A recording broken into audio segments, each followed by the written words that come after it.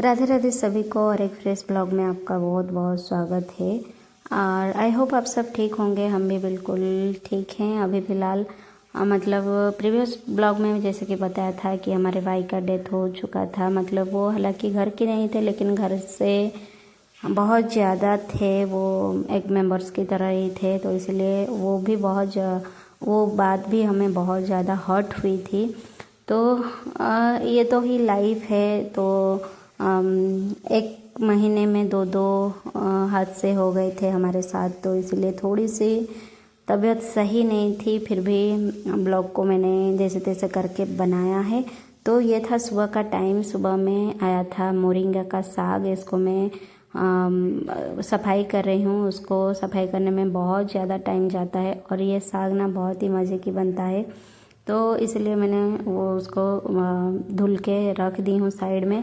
उसके बाद आ गई हूँ थोड़ी सी मेरी आयरन करने के लिए ड्रेस वगैरह किधर जाने वाली हूँ। तो इसीलिए मैंने ड्रेस को आयरन वगैरह करके यहाँ पे रेडी भी हो गई थी। हालांकि वीडियो बनाने में थोड़ी सी लाइटिंग का इश्यूज आ रहा था, इसलिए मैंने उसको और एक एंगल से लेने की कोशिश की लेकिन मेरे से बन ही नहीं पाया।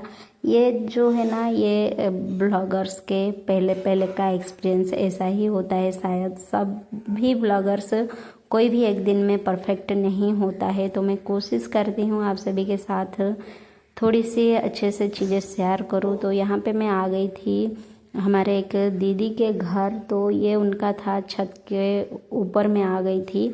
यहाँ पे देखने के लिए आई थी कि उनका जो घर है वो बिल्कुल पहाड़ और बिल्कुल फॉरेस्ट जैसा ही लग रहा था। कहाँ आके फंस गई थी ऐसा ही लग रहा था।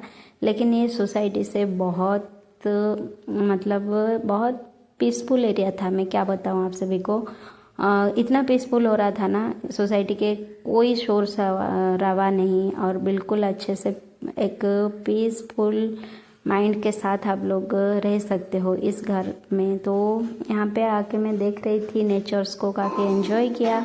ये रहा नेचर्स, देखिए कितने हरे भरे दिख रहा है। बिल्कुल बहुत ही ज़्यादा फ्रेश फील हो रहा था। और ये रहा उनका चिमनी, वो जो खाना पकाते हैं, जितने भी धुआं निकलता है, ये पहले ज़माने का चिमनी ऐसे हुआ करता था। हालांकि अभी भी है कुछ कुछ घरों में। तो ये था चिमनी, यहाँ से खाना पकाने के वक्त जो धुआं निकलता है वो धुआं को इस के अंदर से वो होके गुजर जाता है। तो घर में कोई सीन नहीं होता है धुआं का। तो ये था उनका छत का ऊपर। ये है उनका जो बाहर वाला एरिया। तो ये जो पहाड़ है ना, इसमें पीकॉक्स बहुत ज़्यादा हैं। तो ये है पीकॉक्स का घर। और टाइगर लायन वगैरह ये सब कुछ नहीं है, डियर वगैरह, लेकिन पीकॉक ज़्यादा है इस एरिया में। वो बता रही थी कि मेरी दीदी उनके घर के आसपास भी घूमता है।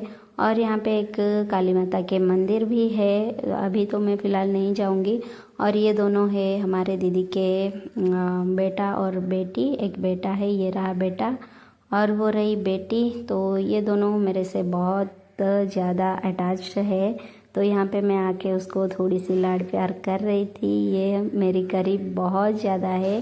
तो वो आंटी आंटी करके वो बहुत ज़्यादा मेरे को मेरा बहुत ज़्यादा ही करीब है। तो इसलिए वो उसको आके मैंने बुला लिया नीचे कि चलो अभी हम घर चलते हैं बोल के। तो यहाँ पे हम नीचे भी आ गए थोड़ी सी। उसके बाद हम खाना वाना खाए और हमारा जो काम था वो था थोड़ी सी सिलाई का। तो यहाँ पे आके मैंने वो काम भी कंप्लीट कर दिया था।